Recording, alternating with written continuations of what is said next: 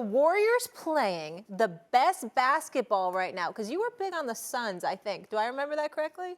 I've said for a while now, yes, okay. that I think the Suns are going to win the Western Conference. And you obviously after this shifting? weekend, you know, you may have some question marks around that, which is fair, Stephen A., which is fair. You know, I think on the surface, the Warriors are playing the best basketball. Okay. That's fine. That's but very big of you. I think about who they played in the first round, and I talked about it earlier. They played a Denver Nuggets team that was, you know, undermanned, playing basically against one great player. And the Nuggets have some guys on their team that aren't particularly, you know, high intellect basketball-wise, and you can't have that against the Warriors and win. This round, the Warriors could easily be down 2-1 in this series if Ja Morant makes the layup at the buzzer, okay? So let's just acknowledge that. Yeah. But when I look at the Eastern Conference right now and that Bucks-Celtics matchup, that series feels like the most intense two heavyweights going at it, and it feels like the winner of that series will be as battle-tested as anyone in the playoffs and will have sort of what I think of as like the upper hand going forward and should be considered the favorites. And I think who wins that series wins the East.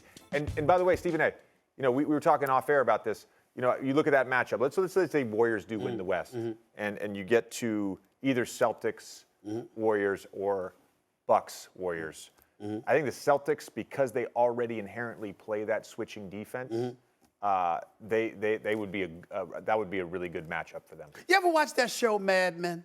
Of course, it's my favorite television show ever. All right. I'm glad you brought that up because you look like those dudes.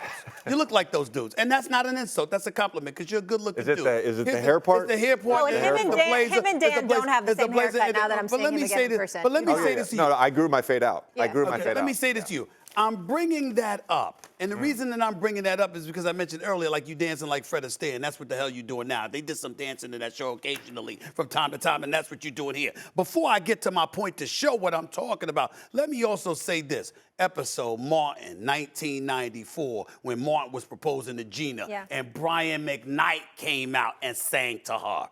That's what you're supposed to do. If you're going to have somebody sing to your woman, it's Dan Orlovsky. No. It's a television show. I'm just saying that's how you do it. Dan Orlovsky has resources. That's how you do it. He has resources. He doesn't need to go through an app to have some random person what do you guys sing Happy Mother's Day. You think he's going to get Usher to come? Like what? Dan, I love you, but you're wrong for that. You're wrong for that. All he had to do was call his boy. I could have made something happen for him. You see, but he didn't use all his resources. That's what JJ talked about. He's supposed to use the resources. He used his iPhone and he it downloaded was the app. pathetic. It's pathetic. I keep telling you, his wife needs to leave him for a couple of weeks. His wife needs to leave him a couple of weeks. He'll learn. He's going to learn. He's going to learn, okay? Now let me get back to this. The question is, Warriors playing the best basketball right now, or who's playing the best basketball right now? My answer is the Warriors. See, you dancing around the obvious, okay? It's the Warriors. Boston's been up and down. They ain't playing better than the Warriors.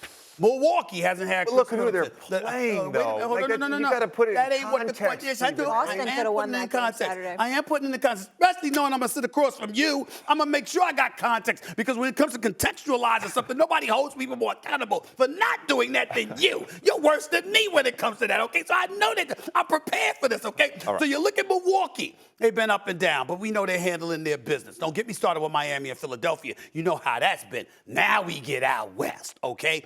Is it Memphis? We saw how Memphis struggled with Minnesota, okay? We're looking at Phoenix, okay? We see what's happening with Phoenix. We saw how they struggled against the Pelicans with them young thoroughbreds they got on there, and we saw what happened to them this weekend. We saw Dallas down the first two games, really ran out of Phoenix. In game 2, they come back for game 3 and 4. They're doing what they're doing.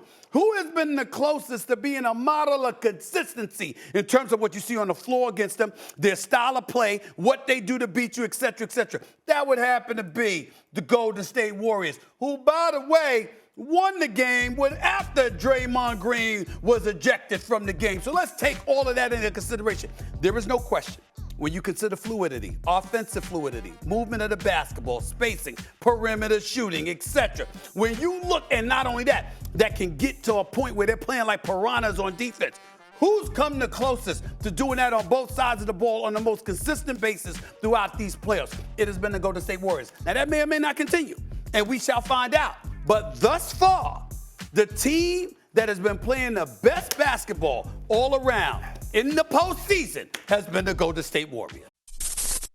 Thanks for watching ESPN on YouTube. For live streaming, sports, and premium content, subscribe to ESPN+.